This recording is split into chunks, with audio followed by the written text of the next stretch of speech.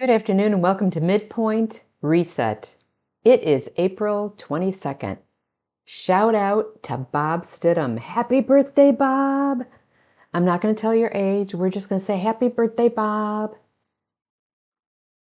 Failure, success, resilience. Talked about him before, talk about him again. Why are we so afraid to say the word failure? Why is society so focused on how successful somebody is? And they don't talk about the failures and the resilience it took them to get there. Amazing. I am holding a masterclass starting next Wednesday, April 29th from 6:30 to 7:30. Now you know you can't see this. It is how to get a return on failure. Fail smarter, return stronger. And that's what we do. We may fail at some things, we get back up, we do it again, we try it again, we go for it again. We may fail again, and we get back up and we do it again. That's what success is. It is failure, resilience, failure, success, and we go on and on. Let's talk about this person that's in the book. Maybe you'll know him as I describe these failures he had. At 26, his business partner died, leaving him a huge debt that took years to repay. At 28, after courting a girl for 4 years, he asked her to marry him and she said no. At 37, on his third try, he was elected to Congress, but 2 years later, he failed to be reelected. At 41, his 4-year-old son died. At 45, he ran for the Senate and lost. At 47, he failed as the vice presidential candidate. At 49, he ran for Senate again and lost. But what do you see so far in the story? He got back up and he did it again. He learned from that failure and did something different. He got back up, but it happened again. But he was not going to let this get him down. At 51, he was elected President of the United States. What's his name? Abraham Lincoln. And he is considered by many to be one of the greatest leaders in our country. He got back up and he did it again. He did it again until he succeeded. Failure can be your greatest teacher if you're willing to reflect and learn from it. It could be something huge like that, or it could be something as small as baking banana nut bread. Yes, banana nut bread. I love my banana nut bread.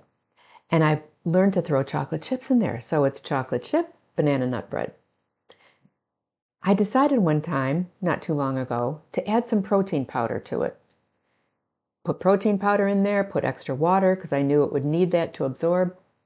Oh my gosh, they were like bricks. Seriously, if you hit the window, it would probably shatter. It was like bricks. They were so dense. They were so heavy.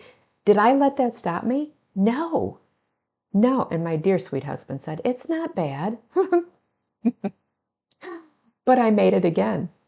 And this time I had some cranberries in the closet and I thought, I'm going to throw some cranberries in there, or craisins. I'm going to throw some craisins in there. And I'm going to add a little less protein powder. I just wanted to add that little extra boost. I added more water. I put in a little bit more oil. I thought, okay, that's going to be great. It was okay. You know, some things you have a flavor and you know what it's supposed to taste like. And it's supposed to taste like chocolate chip banana nut bread. The craisins, threw it all off. Threw it all off. Is that going to stop me from making banana nut bread again? No. I will do it. I will eliminate the raisins. I reflected on what I did. I learned from it, and I'm moving on. I love making banana nut bread, and I will continue to do it. This could be huge success.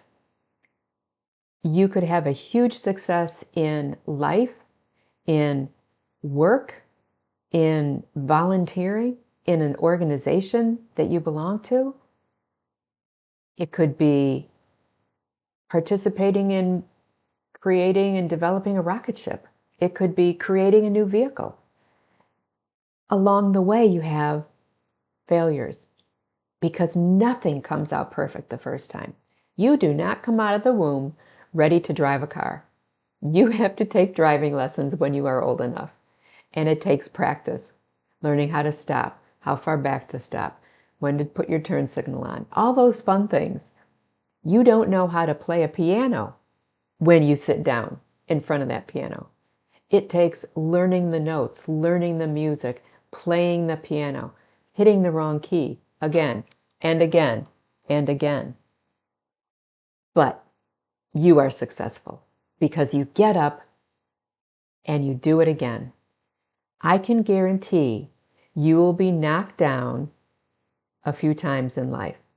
I can also guarantee, and I pray, that you will get up more times than you're knocked down. Learn from it, grow with it, go with it. And if there is a time, on a serious note, if there is a time that you are knocked down from something in life, whether it's a loss of a loved one or loss of a job, or there are so many floods and wildfires going around here now, if you lose your home and it really hits you hard, please, please, please get help. There are agencies and doctors and social workers that will be able to help you because nobody wants to get knocked down and stay there. You want to get back up again. And you can with the right help, with the right support, with the right mindset. I can do this. I can do this. I can do this. And you can do this. I look forward to seeing you next Wednesday night on Zoom for How to Get a Return on Failure. Thank you for joining Midweek Reset today, April 22nd. Happy birthday, Bob. I will see all of you next week. Thanks for joining. Bye for now.